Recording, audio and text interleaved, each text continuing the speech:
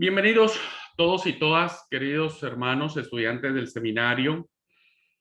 Damos gracias a Dios porque estamos ya en la recta final de lo que es el primer trimestre del programa en estudios bíblico-pastorales, del cual ustedes forman parte. No solo los que están presentes hoy en la clase presencial, sino todos los que están viendo de manera diferida.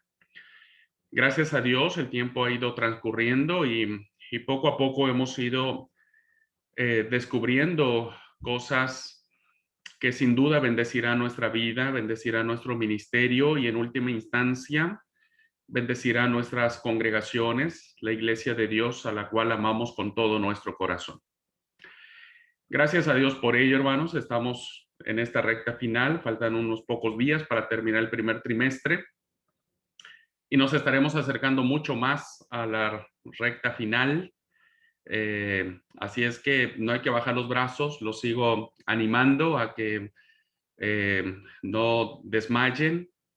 Todo por Cristo, hermanos, todo por Cristo, todo para su gloria, todo para que su iglesia sea edificada con hombres y mujeres sabios, sabias, llenas del poder del Espíritu Santo, que podamos poner un poquitito de nuestro grano de arena para que el reino se siga edificando. Así es que vamos a pedir al Señor su dirección para que nos acompañe durante este tiempo y el tiempo que resta en nuestra preparación académica. Bueno, hermanos, los invito a orar. Estaremos incluyendo en esta oración a nuestros hermanos de Colombia. Sé que están pasando una situación muy difícil, ¿no? Así es que estemos orando por ellos. Oremos un poco también por el conflicto bélico que sigue existiendo entre Gaza e Israel. Entiendo que hoy el conflicto tiene otros tintes, siempre escuchamos del conflicto bélico entre Israel y Palestina en la franja de Gaza, pero al parecer hoy tiene otras connotaciones y podría tener otras consecuencias. Así es que oremos mucho por eso, que Dios siga permitiendo que lo que haya de cumplirse en estos tiempos, la iglesia se mantenga firme y podamos siempre ser portadores de la paz y del mensaje de Jesucristo. Así es que les invito a orar, hermanos. Vamos a pedirle al Señor su bendición.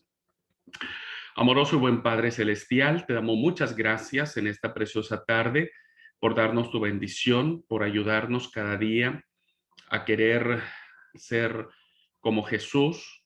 Te pedimos el perdón de nuestros pecados, Señor. Te pedimos el perdón de nuestras faltas. Te suplicamos, Señor, que nos ayudes a cada uno de nosotros a vivir de acuerdo a tu voluntad, a tu gracia, a tu misericordia. De manera especial, Padre, oramos por nuestros hermanos en Colombia. Sabemos, Señor, la situación civil que se está dando en aquel país. Te pedimos, Dios, que sigas bendiciéndolos, cuides a tu pueblo y traigas paz, Señor, a este hermoso país de Colombia. Bendice a Venezuela, Señor, también. Bendice a nuestros hermanos en Venezuela. Sabemos que desde mucho tiempo padecen de muchas necesidades, pero hasta ahora, Señor, creemos que tú eres el Dios de provisión y te alabamos por ello. Rogamos, Señor, por la paz que debe existir en el mundo, porque finalmente el más pobre, el más débil, es quien sufre las consecuencias de la guerra. Y gente inocente, Señor, muere en medio de guerras motivadas, Padre, por distintas circunstancias que claramente son muy alejadas de tu propósito. Quieras bendecir, Señor, a todo el mundo y no sabemos el día ni la hora en que tu Hijo Jesucristo vendrá, pero permítenos estar preparados para que sea en este tiempo, en el tiempo futuro, podamos nosotros, Dios, como hijos e hijas tuyos, Señor, poder seguir preparándonos para anunciar el Evangelio de Jesucristo. Te pedimos tu bendición para ellos, Señor. Te pedimos que nos guardes en esta clase y nos des sabiduría para poder aprender mucho más de tu palabra. Lo pedimos en el nombre de Cristo Jesús. Amén. Muchas gracias, hermanos. Bueno, como ustedes saben, el pastor Ausencio, por compromisos de su trabajo, no ha podido tomar la hora esta que le correspondía a su clase, así es que vamos a aprovecharla para ir avanzando en el plan de estudio que nosotros tenemos en la materia de la historia de la Biblia y sus traducciones. Antes de seguir avanzando en el curso, hermanos y hermanas, me gustaría poder hacer un alto para ir un poco refrescando la memoria, ir un poco ayudándonos a que el conocimiento se vaya fijando en nuestra mente, en nuestro corazón, y principalmente en una materia como esta, ¿no es cierto?, que demanda una absoluta concentración para poder ubicar los distintos sucesos que dieron motivo o que dieron paso, que dieron formación al texto bíblico. Y me parece importante hacer este alto, tanto para los hermanos que han venido de manera constante en las clases presenciales como para quienes no, pero lo han visto de manera diferida. Vamos a hacer dos cosas antes de seguir adelante. La primera es abrir un tiempo de preguntas que ustedes puedan tener respecto de los temas que hemos venido abarcando. Eh, por favor, es muy importante que pregunten, hermanos, es muy importante que se saquen las dudas, que no se queden con ellas, ¿no es cierto? Aunque pueda ser redundante la pregunta, aunque pueda ser eh, como muy lógica la respuesta, la verdad que siempre será muy bueno preguntar.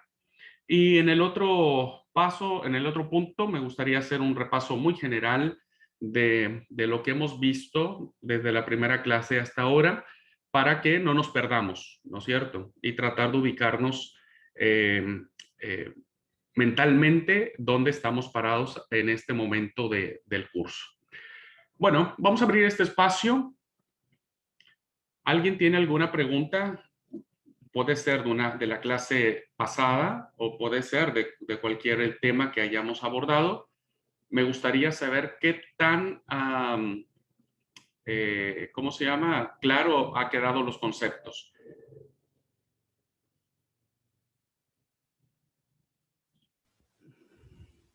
Hermano Pedro. Paz, hermanos, Dios les bendiga. Quería preguntarle, hermano, respecto al tema de en el tiempo que apareció la ley, cuando Josías la encontró y su secretario la leyó, eh, pasó ese tiempo, ya después vino la parte de, de Nehemías y Esdras, y nuevamente como que pareciera que se repetiría la misma historia en que vamos a buscar el libro para leer, y fue convocada pues la congregación, la gente como tal, para repetir esto. ¿Cuánto tiempo pasó digamos, de época a época para que nuevamente se generara nuevamente como este evento, hermano?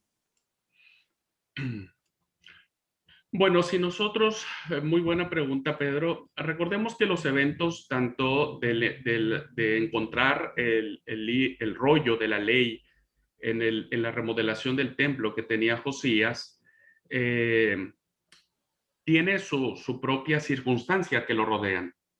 Son circunstancias muy distintas al suceso que aparece cuando Esdras Nehemías leen la ley de Moisés. Ahí ya se le atribuye a Moisés, y las circunstancias también son totalmente diferentes.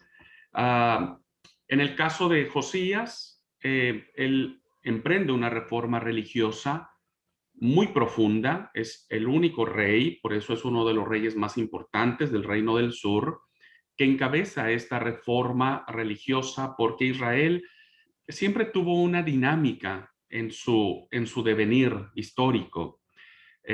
Según el texto bíblico, encontramos que Israel siempre fue muy tentado al politeísmo, a la idolatría. Israel siempre fue muy dado a, por un lado, adorar a Yahvé, a Jehová, como único Dios verdadero, pero por el otro lado, en casa tenían altares a Baal, a Será, a las distintas divinidades que existían en aquel tiempo. Y ningún rey hizo nada.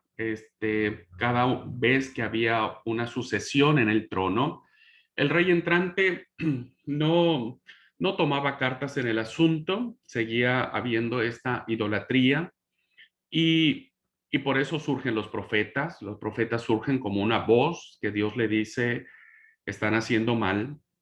Y fue allí entonces cuando Ezequías, bisabuelo de Josías, eh, hace un intento de reforma, hace un intento.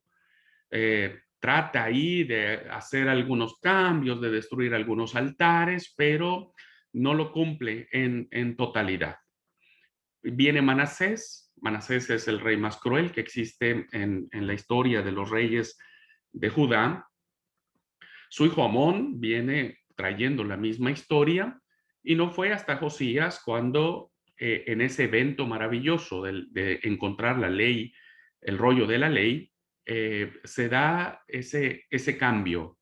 Eh, Se presupone, ¿no es cierto?, que lo que se encuentra ahí es un deuteronomio primitivo que tenía que ver con eso. Cuando el rey entrase a la tierra prometida, tendría que copiar el libro de la ley y tenía que guardar todos los mandamientos y estatutos del Señor. Y fue allí, hermanos, entonces donde Josías hace la reforma más radical que existirá en tiempos de los reyes del primer templo. Destruirá los altares, quemará todos los ídolos, celebrará la Pascua, celebración que en el tiempo se dejó de observar, porque como nadie sabía, como nadie se enteraba que eso estaba escrito en algún lado, entonces Josías hace esa gran reforma. Nosotros estamos situando aquí, hermanos, el reinado de Josías casi a la mitad de la destrucción del primer templo. No estoy teniendo muy clara la fecha en que Josías reina. Déjenme ubicar un poco la fecha. Lo que sí tengo claro es que en el 586, cuando se da la deportación a Babilonia, pasan 70 años aproximadamente hasta el 536, cuando regresa el primer grupo de personas encabezado por Zorobabel y por Josué, ¿no? Años después regresa Esdras, Nehemías, y ahí tenemos por lo regular, me parece que si no estoy mal entendiendo, hermanos, y ruego por favor me disculpen un poco por la fecha, pero un poco más de un siglo de diferencia entre un evento y el otro, ¿no es cierto? Eh, Amén de que lo pueda confirmar, porque no recuerdo la fecha en que Josías sube al trono. Eh, y lo que quiero decir es que los eventos que rodean el segundo momento con Esdras Nehemías tenía que ver más básicamente, no tanto con la idolatría, sino más bien tenía que ver con la actitud que el pueblo que quedó en las ruinas había tomado en relación a Jerusalén. Porque recuerden que mientras los que se fueron al exilio sufrían el exilio, los que se quedaron en Jerusalén sufrían la ciudad destruida, pero nunca hicieron nada. Nunca hicieron un intento por reconstruir nada. Entonces, el hecho de esta segunda venida y de que aparezca el rollo de Moisés, ya la ley de Moisés, implicará básicamente la restitución de lo que es las ceremonias cúlticas. Israel no deja de sentir en su corazón que Dios debería estar en el templo. Por eso es que lo primero que encabeza el propósito de Nehemías es la reconstrucción de las paredes, de las puertas. Zorobabel y Josué se encargarán del templo como tal. Y entonces ese suceso de volver nuevamente a recuperar el territorio, la identidad nacional y sobre todo el afecto o la impronta religiosa hace que la ley se tome como esa arenga, no sé si se entienda la palabra arenga, venga a ser como esa bandera, como ese estandarte que vuelva a despertar en Israel el deseo de querer ser el Israel con la gloria que tuvo siglos atrás. Desafortunadamente no se logró. Israel nunca volvió, al menos en esa época, a recuperar la gloria del templo. El templo de Jerusalén, en la construcción que tiene Nehemías Esdras, no tiene la misma gloria que tiene el templo de Salomón. Es lindo, sí, es grande, pero le faltaba eso, ¿no es cierto? Y motivo era que el dinero que invirtió Salomón en el primer templo venía por los altos impuestos que había puesto o había dado a los dos reinos. En el caso de Esdras Nehemías, ese fue uno de los motivos que hizo que el pueblo dijera, no tenemos, no hay plata, no le vamos a invertir tanto, y por eso Zacarías y Ageo se levantarán como dos profetas diciendo, che, paren un poco, cálmense y no olviden que la gloria del templo, etcétera, etcétera. Lo que quiero decir, hermano Pedro, es que más o menos, amén de que yo le certifique en otro momento con toda claridad el tiempo que transcurrió entre el suceso de la ley que aparece con Josías al tiempo en que Esdras Nehemías recuperan la ley.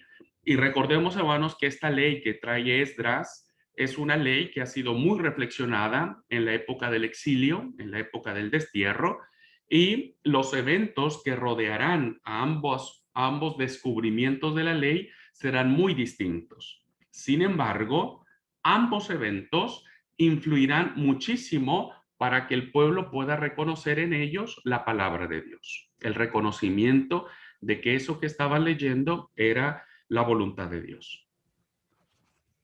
Gracias, hermano. Dios le bendiga.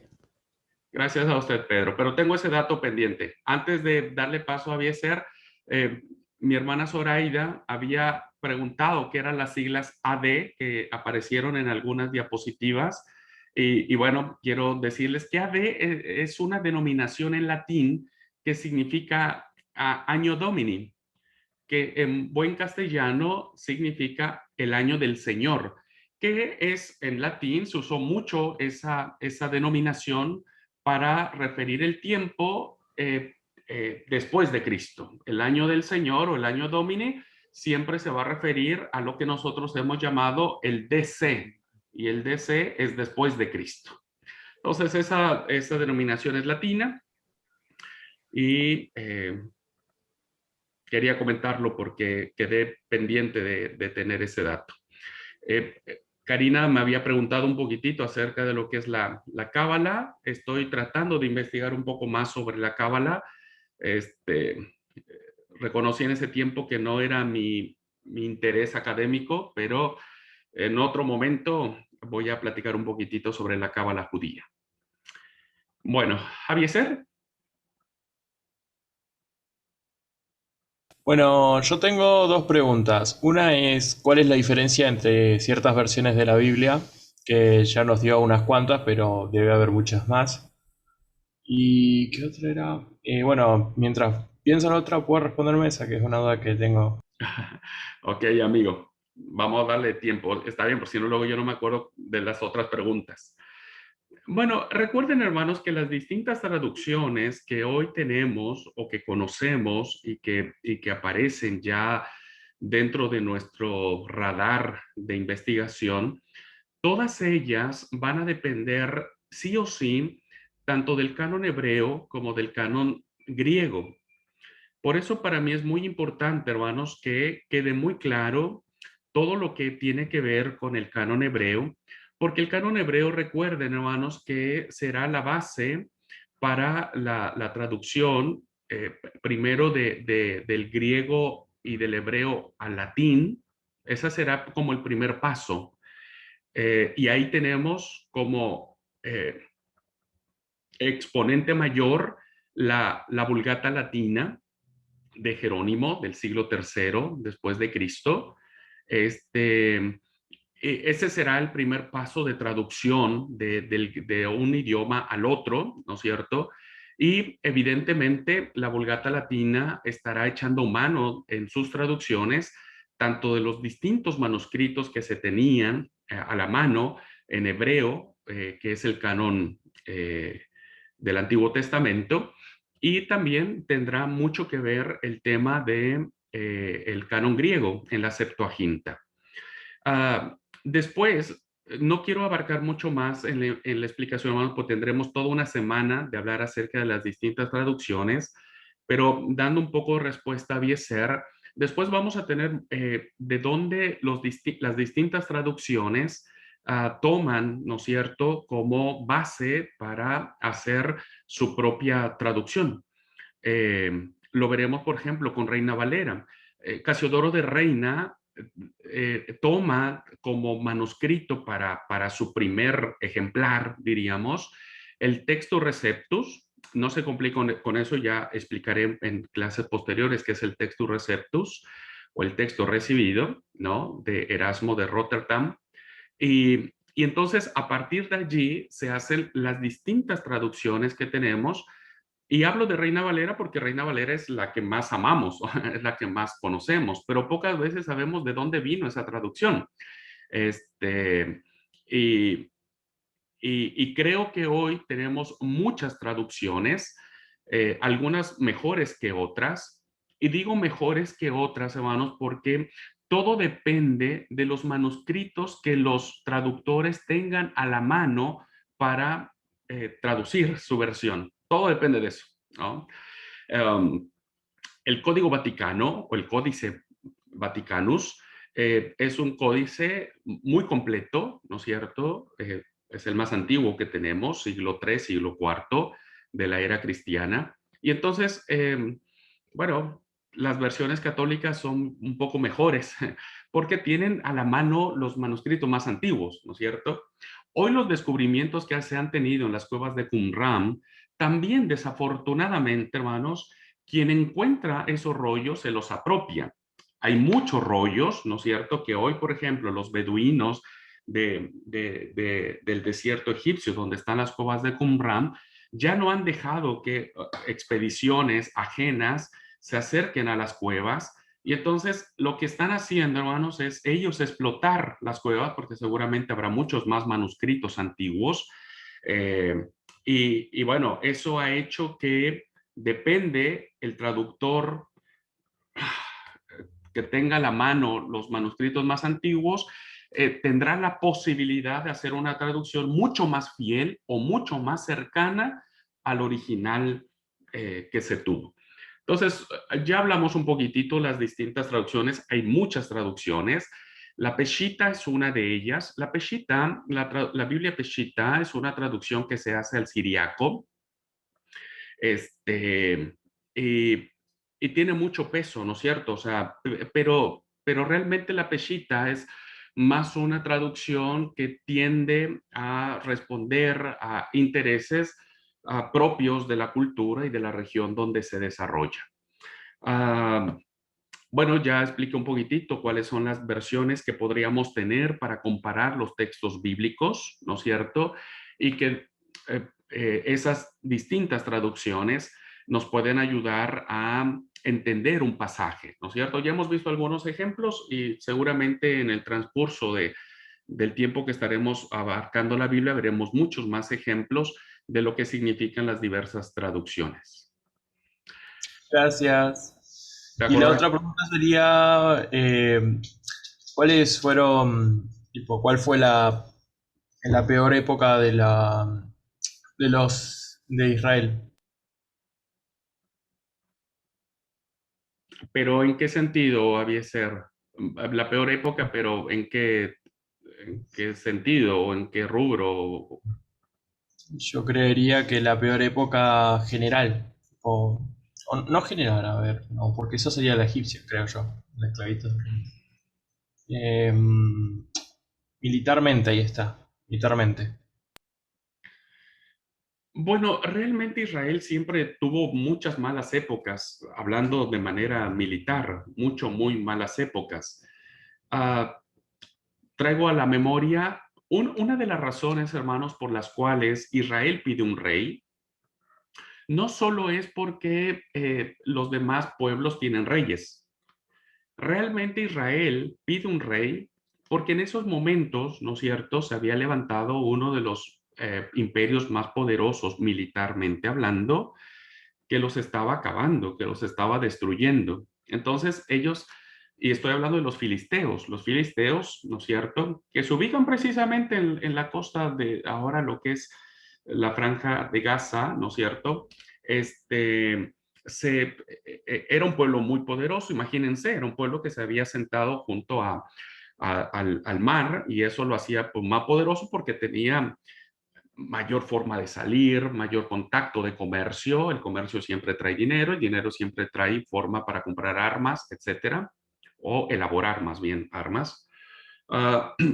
Y entonces fue una etapa muy difícil para Israel ese momento, y por eso es que eligen un rey que los saque militarmente, un rey que vaya al frente, un rey que arme un ejército, un rey, aun cuando Samuel les dijo, che, si ustedes van a tener un rey, no olviden que el rey les va a pedir impuestos, contribuciones, comida para sus soldados, comida para los caballos, es decir, les va a sacar toda la plata del mundo. Israel dijo, no nos importa, nosotros queremos a alguien que nos ayude a conquistar.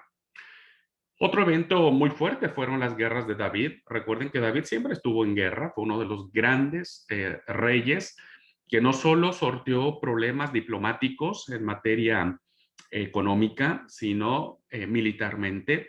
David vivió peleando para todos lados, principalmente igual con los filisteos, pero incluso David fue el rey que logró que los filisteos se calmaran un poco y logró muchas victorias y conquistó muchos territorios, David.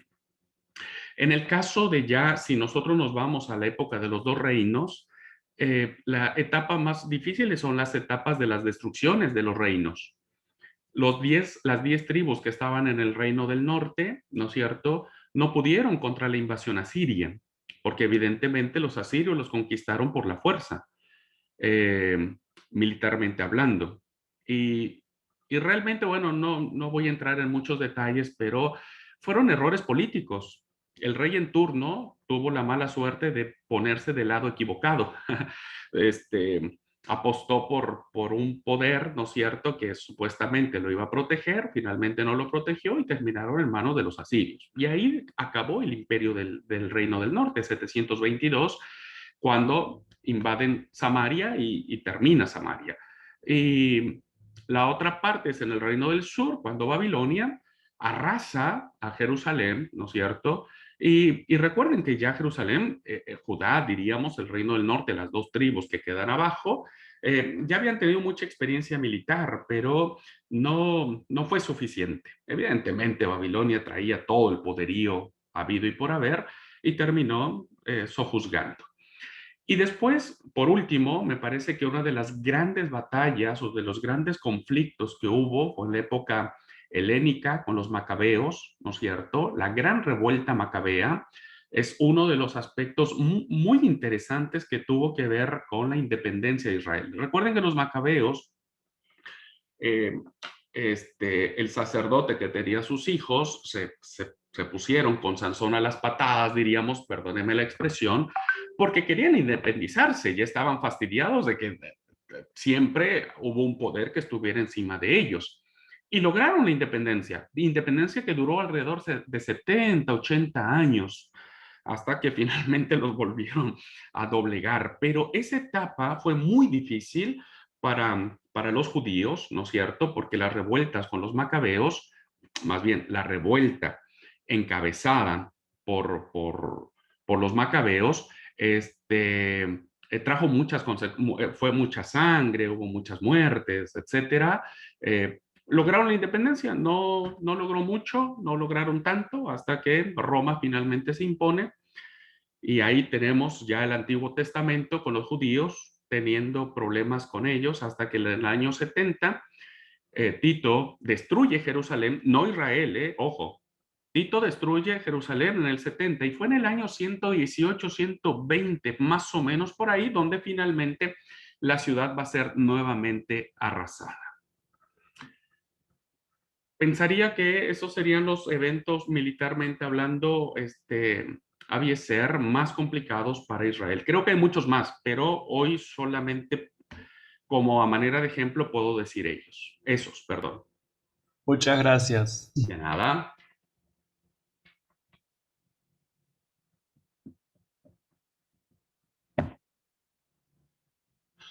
Ok. ¿Alguna pregunta más, hermanos? Marcos y luego Leti. Estamos en la materia no ética, ¿no? Porque no escuché esa parte. Estamos en la Biblia y sus traducciones, ¿verdad? Sí, Marcos, sí. Explicaba que el profesor por sus compromisos no pudo estar, Ah, ahí así está. que yo No, no, tomé la está bien, clase. No te está vayas a bien. salir de la clase. Va a decir, che, me metí en la clase equivocada. Vos quedate ahí. Ah, entonces me voy. Eh, nada, se me ocurre la pregunta de, bueno, del tema de la Biblia, bueno, no sé si la pregunta es cuál es la veracidad de la Biblia,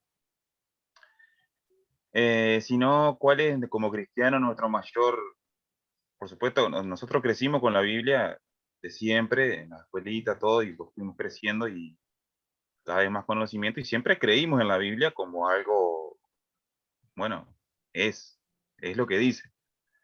Pero que por ahí me gustaría que nos preguntemos, o por lo menos yo, cuál sería nuestro mayor peso en nuestra, cuando ahora ya de grande nos acercamos a la Biblia y bueno, este, cuál sería ese es mi pregunta, cuál es el peso que nosotros agarramos para decir lo que la Biblia dice es cierto, no sé si son no sé si son los antiguos escritos, no sé si son los descubrimientos arqueológicos, o es simplemente creer y listo. No sé si me explico en la pregunta. Sí, bueno, espero que sí, y espero mi respuesta vaya en ese sentido, ¿no es cierto? Ah, platicábamos en algún momento en alguna clase que nuestra fe no es una fe sin sentido. Si bien es cierto, nosotros descansamos en la idea de que el texto bíblico es palabra de Dios y que hemos defendido y defenderemos por sobre todas las circunstancias la inspiración divina del texto bíblico, siempre debemos saber que nuestra fe es razonada, tiene un porqué, tiene una razón de ser. Y en esta clase estamos tratando de descubrir cómo en el devenir histórico, en los aspectos no subjetivos del texto bíblico, sino más bien objetivos, concretos, reales, con fechas, con personajes, con manuscritos, con códices, con rollos, etcétera, podemos nosotros afirmar que el texto bíblico es la palabra de Dios. Ahora, me parece muy interesante tu pregunta, Marcos. La verdad que me parece muy oportuna incluso, porque es cierto lo que decís. Miren, nosotros nacemos, hermanos, principalmente los que venimos de cuna evangélica y que nacimos desde la familia y que nos criamos en la escuelita de niños, crecimos con un concepto bíblico, ¿no es cierto?, que evidentemente a veces ah, no lo hablo en términos negativos, sino que a veces nos enseñaron muchas historias con tintes idílicos, con tintes color de rosa, con tintes de decir, bueno, esto es así y bueno, por ejemplo, la historia del arca de Noé, siempre aprendimos, ¿no es cierto? Los animalitos, el arco iris, Moisés viejito, etcétera.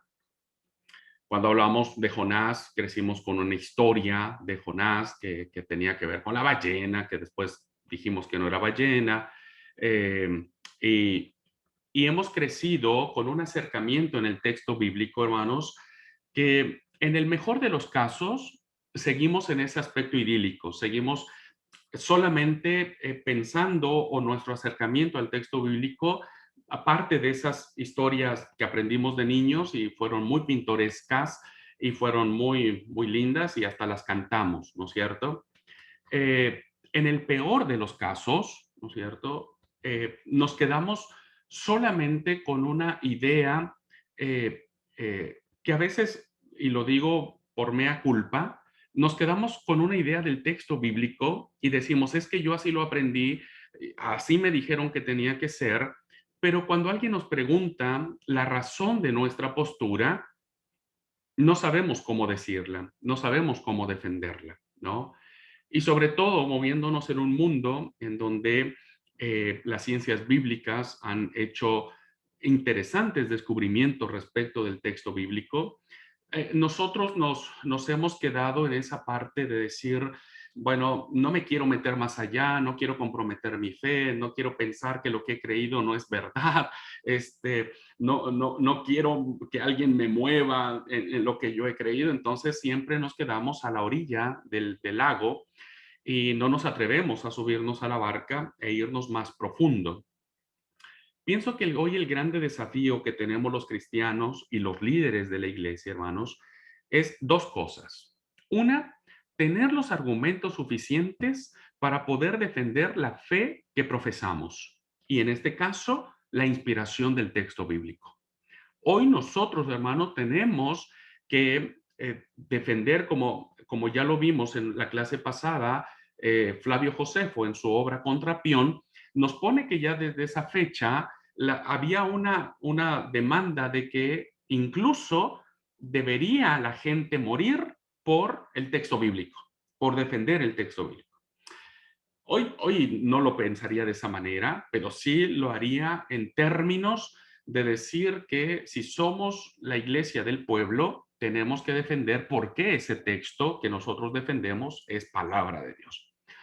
Pero el segundo gran desafío, en mi entendimiento, tiene que ver en la responsabilidad que como miembros de iglesia o como líderes de iglesia, pastores, llámese quien sea, la responsabilidad de poder pararnos al púlpito o en un estudio bíblico o en una charla ocasional, que cuando estemos predicando sobre algo, podamos estar trayendo un mensaje que ha sido estudiado, respirado, que ha sido un texto, ¿no es cierto?, en donde hemos podido mirar cuál puede ser el sentido que se acerca más al original. A veces nos alejamos un poco de Reina Valera, porque Reina Valera viene de una traducción, ¿no es cierto? Y buscamos en otra traducción que le da un mejor sentido al texto bíblico. Y entonces nuestra responsabilidad, hermanos, es que la palabra que nosotros proclamemos debe ser una palabra que pueda descansar en la certeza de la verdad bíblica, en la certeza de decir, creo que el texto bíblico dice esto o dijo esto y por lo tanto hoy se los comparto, ¿no es cierto? Hay muchos desafíos que hoy el texto bíblico nos presenta y si nosotros no somos capaces de preguntar, de leer, de indagar, de buscar en algunos otros recursos que tenemos a nuestro lado, es muy probable que sigamos fomentando tal vez algo. No es que no sea verdad, no quiero llegar a ese punto. Más bien, creo que deberíamos llegar al mensaje donde este sea mucho más claro, mucho más comprensible y que pueda ser un mensaje, ¿no es cierto?, que le haga sentido a los oyentes. Entonces, pensaría que ese sería un gran desafío, hermanos, poder, y cuando digo tener la mente abierta, ¿no es cierto?, significa que primero debe ser nuestra fe. Miren, les pongo un ejemplo. ¿Quién puso nombre a los libros? Usted mira, por ejemplo, los 4 evangelios. ¿En qué parte del evangelio dice que Mateo escribió Mateo? ¿O en qué parte de Juan dice que Juan escribió Juan? ¿O Marcos? ¿O Lucas? Le hemos atribuido, ¿no es cierto?, algunos personajes. Pero no sabemos si realmente fue Marcos, fue Lucas, ¿cierto? ¿Quién escribió el libro de los jueces? No sabemos. ¿Eso mueve mi fe? No, no la mueve. No la mueve. El hecho de que tal vez no haya sido un Marcos como Abraham, ¿no es cierto?, de carne y hueso, y haya sido Pedro, o haya sido Andrés, o haya sido cualquier otra persona, no mueve mi fe. Porque sé que esa persona que escribió eso fue inspirada por el Espíritu Santo. Entonces, pienso que hoy hay un gran desafío de parte de nosotros hacia una apertura de lo que el texto bíblico vino trayendo como una gran enseñanza.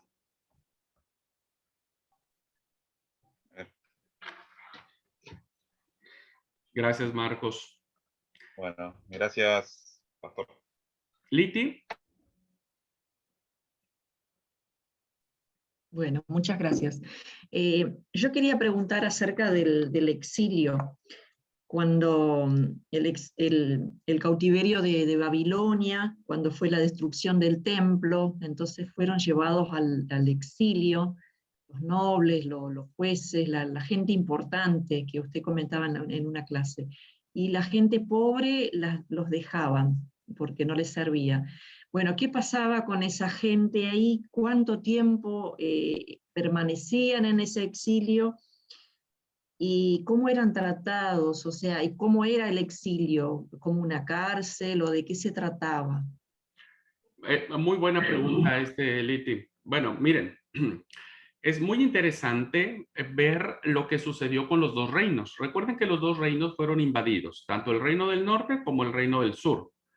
El reino del norte fue invadido por los asirios. ¿Qué pasó en ese exilio? Bueno, pasó lo peor.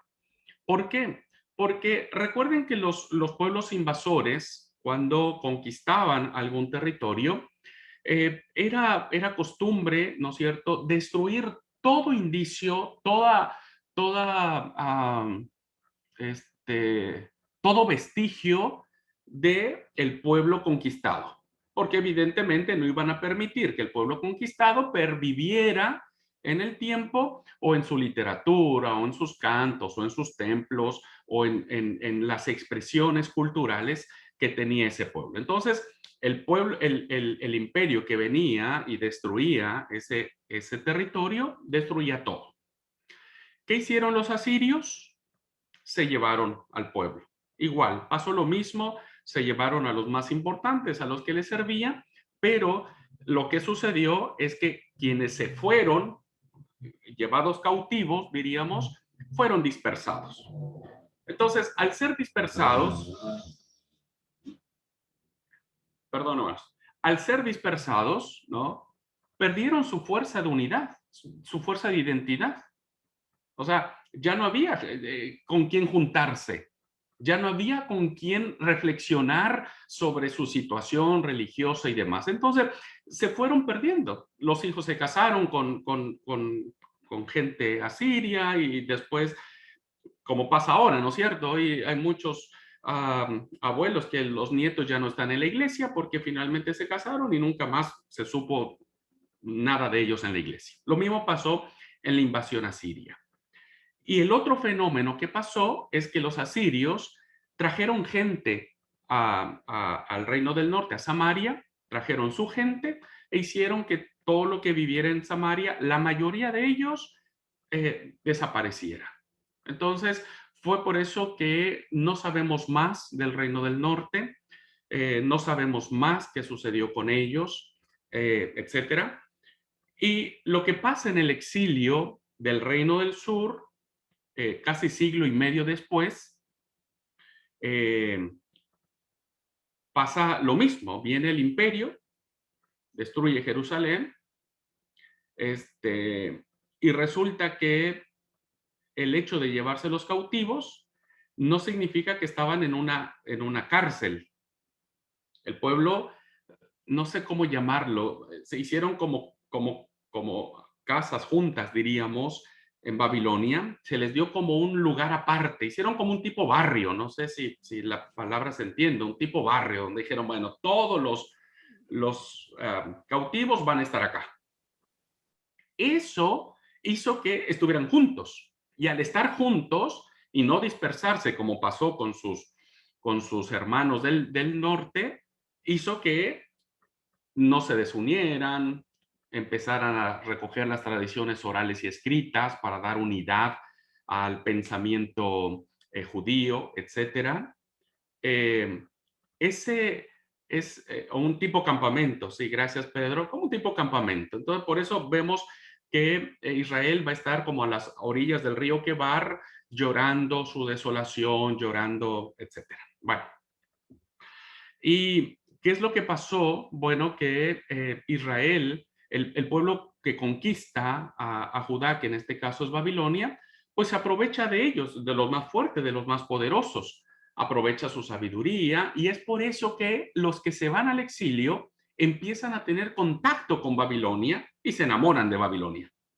Se empiezan a mezclar en Babilonia, principalmente los factores económicos. Ya después hubo otros factores, pero principalmente los económicos fue lo que unió a los exiliados en Babilonia. Entonces, los babilonios se aprovechaban de los judíos, diríamos, de su sabiduría, de su cultura, de todo lo que era muy importante para los babilonios tomar de ellos, pero los judíos exiliados se valieron de los babilonios para aprovechar y crecer. En términos económicos, mucho más. Entonces, este exilio tiene un periodo más o menos de 70 años. Hay autores que traen a colación menos años porque hubo primero 2 deportaciones, ¿no es cierto? Pero bueno, no entremos en esos detalles. Aproximadamente 7 décadas pasaron en ese proceso de destierro, de irse a otro país, ¿no es cierto? Pero a diferencia de lo que pasó en el norte, Babilonia no pobla. ¿Pobla se dice o puebla? Ay, perdón.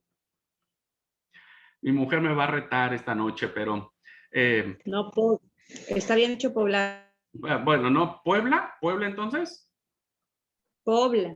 Pobla. Puebla es una provincia de mi país. Bueno, no, no pobla, no invade con su gente el reino del sur, Jerusalén, no lo invade. Entonces, por eso quienes quedan en Jerusalén son criollos. ¿Se entendería la palabra, hermanos? Criollos. No, no se van a mezclar como lo hicieron los que se fueron al exilio, ¿no es cierto? Entonces, van a quedar los nativos de Judá allí, pero van a quedar en condiciones deplorables, muy deplorables.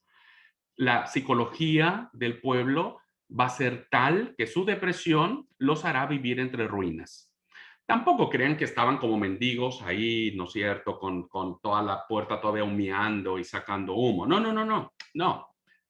Trabajaban, comían, etcétera, pero su psicología ya no era la del imperio, la del reino, la de la gloria, era mucho menor. Pero ese suceso psicológico afectó muchísimo, hermanos, tanto al reino del norte como al reino del sur. ¿Saben por qué? Porque ahora había una gran pregunta. ¿Quién era realmente el pueblo de Dios? ¿Los que se habían ido al exilio o los que se habían quedado? Ese fue un gran problema, hermanos. Porque los que se quedaron dijeron, nosotros seguimos siendo el pueblo de Dios, ustedes no, ustedes se fueron. Ustedes dejaron todo, nos abandonaron, qué sé yo, se fueron y ya hicieron sus casas allá, ya hicieron sus negocios allá. Entonces ahora nosotros somos el pueblo de Dios. Y los exiliados dijeron, no, para un poquitito.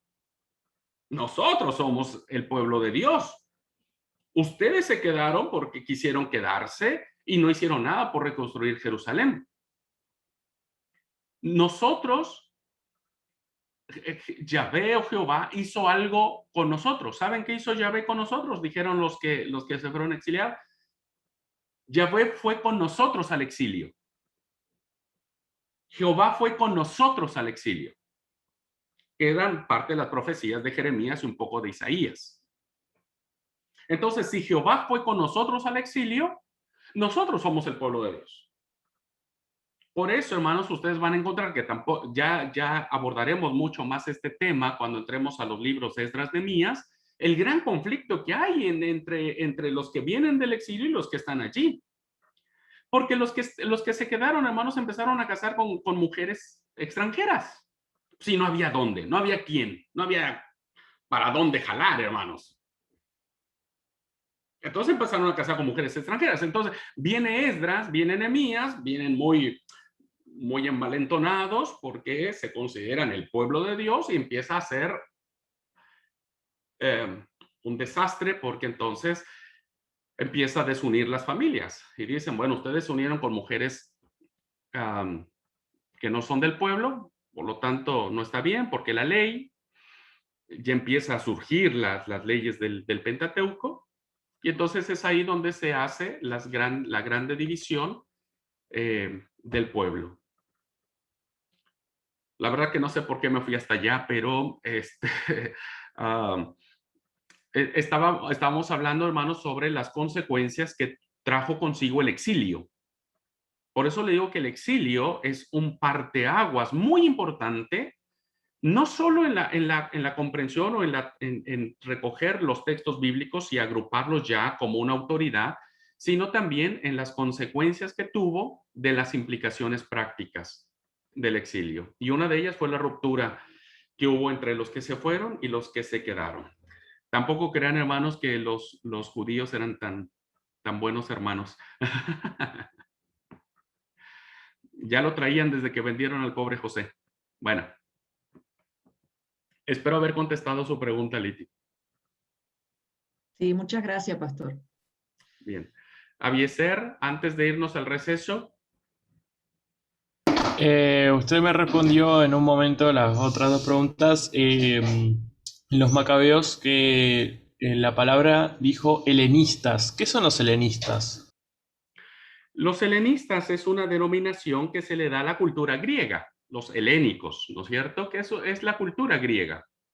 A los griegos se les conoce como helénicos, ¿no? Entonces, los helénicos o los griegos es lo mismo, es la misma denominación, es la etapa de la historia donde se da la revolución de los macabeos o la revuelta de los macabeos. Pero es un sinónimo hablar de helénico o de griego. Gracias, ahora entendí. Ok. Bueno, ¿alguien más, hermanos, tiene alguna pregunta? Si no, vamos al receso y entonces vendremos ya para abordar la siguiente clase. Espero, confío, hermanos, de que todo haya estado quedando claro de cómo el texto bíblico en el devenir de la historia se ha venido formando y ha adquirido el carácter de palabra de Dios. Hermano Pedro. Es que yo quería preguntarle respecto a unos personajes que aparecen en el ¿cómo se llama? En el sínodo de Jania, que son los rabinos Johanan. Johanan ben Zakkai. ¿Cuál era realmente digamos, la tarea de ellos con relación a los permisos? ¿Para qué permisos se necesitaban de pronto contar con ellos? Ok. Si a usted no le queda mal, Pedro, ¿le parece si dejamos la pregunta en la mesa, tomamos el receso y regresamos y la retomamos? Es interesante el concilio o el sínodo de Jamia y podemos charlarlo ahorita. ¿Okay? Vamos 5 minutitos de receso, hermanos, y volvemos. Ok. Gracias, hermano.